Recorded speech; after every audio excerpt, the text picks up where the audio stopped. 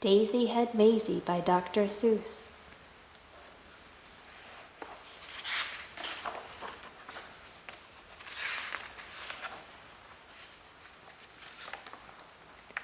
It's hard to believe such a thing could be true, and I hope such a thing never happens to you. But it happened, they say, to poor Mayzie McGrew, and it happened like this.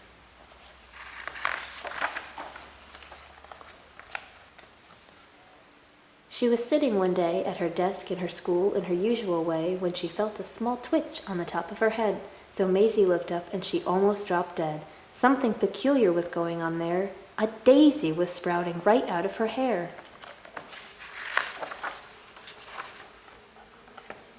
Behind her was sitting young Herman Butch Strudel. This looks like a daisy up here on her noodle. It doesn't make sense. Why, it couldn't be so. A noodle's no place for a daisy to grow. Then up spoke another boy, Einstein Van Tass, the brightest young man in the whole of the class. It's a very odd place to be sprouting a daisy, but nevertheless, one is growing on Mayzie. Hey, look it, cried Butch, right here in this room. Daisy Had Mayzie, she's bursting in bloom. Miss Sneecher, the teacher, came rushing up quick. Such nonsense, some child here's playing a trick. Which one of you boys stuck that thing in her hair? You know that a daisy could never grow there. But teacher, said Butch, I saw the thing rise right out of her head with my very own eyes. Just give it a yank if you think I tell lies.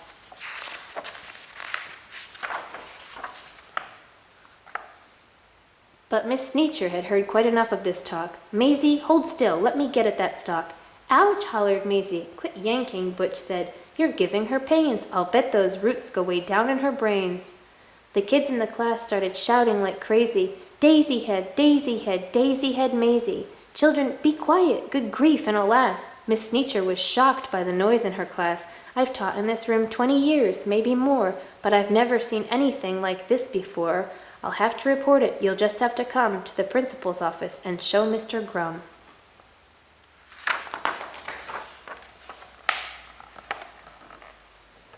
Now the principal, good Mr. Gregory Grum, was a very wise man, just as smart as they come. He knew more than anyone else in this nation about long division and multiplication.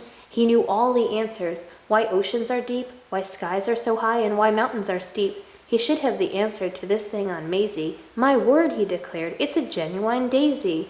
I've seen them quite often in fields growing wild, but never before on the head of a child. Now, what in the world ever made this thing sprout? I have no idea, but I'm going to find out. It says daisies grow on the land. They grow between rocks, they grow also in sand. It mentions right here they can grow in a pot, but mention the head of a girl, it does not. Daisies, it says, sometimes grow in Alaska, also Missouri, Rhode Island, Nebraska. They grow in Japan and in Spain and Peru, in India, France, and in Idaho too. They grow in South Boston and also in Rome, but why should they grow on this little girl's dome?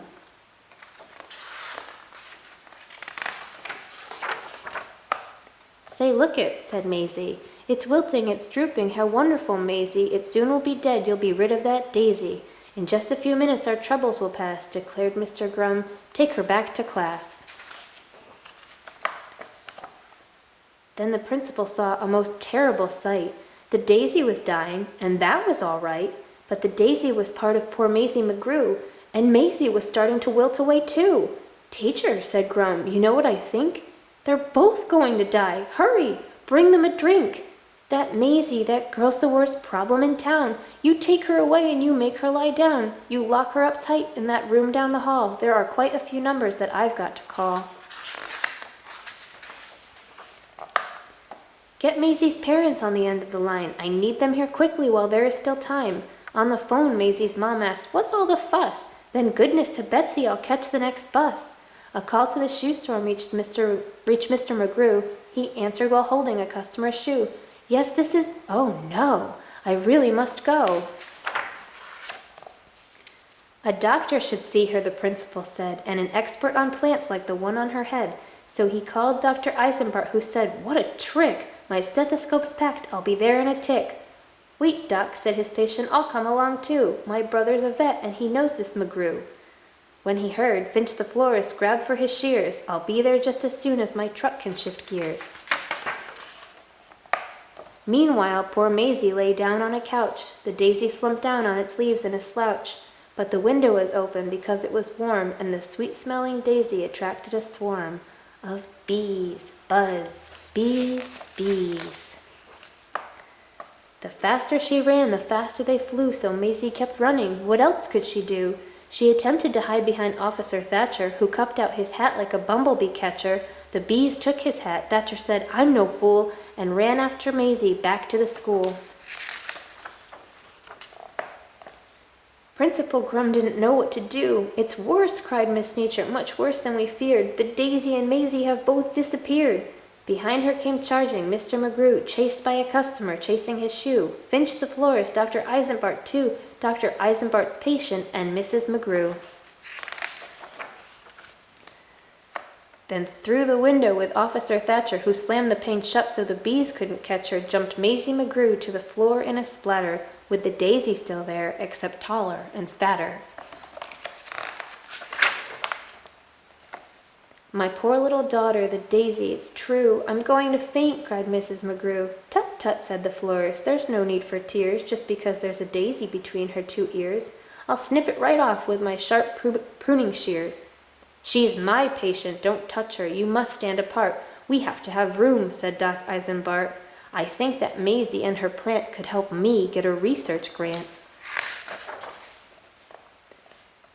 Then the door opened wide and the mayor stepped inside. At meetings and greetings there was none to compare. He was best at long speeches, chock full of hot air. "I promise, my friends, that if I'm re-elected, this daisy on Mayzie will be disconnected. The law of our fathers is simple and sound. Daisies belong and should stay in the ground. The rest are illegal. We'll bar them from town."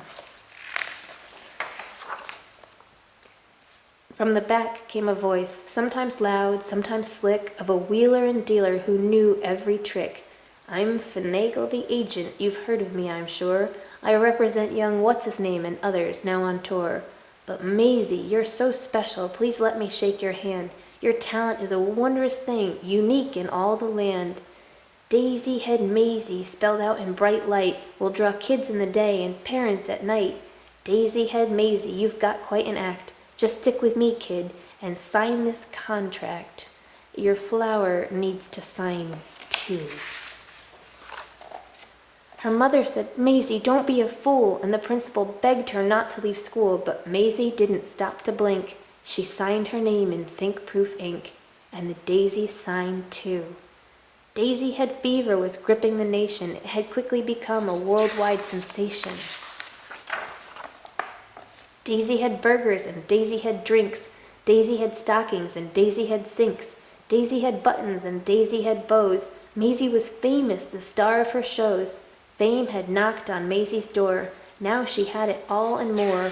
Piles of money stacked in tens. But what is money without friends? A dream had led her far astray. That was the price she had to pay. Mayzie McGrew ran night and day, nowhere to go, nowhere to stay, because she was sure that everyone must have written her off in total disgust. Over and over again in her head, these are the words that poor Mayzie said: "I can never go home. Nobody loves me. Nobody loves me. Nobody loves me." Nobody loved her? Poor Mayzie McGrew? It's hard to believe such a thing could be true. And maybe that's why then this daisy above, when Mayzie below, began talking of love. Well, you know about daisies. When love is in doubt, the job of a daisy is try and find out. They love her, they love her not. They love her, they love her not. Don't worry, Mayzie. They love you. They love me.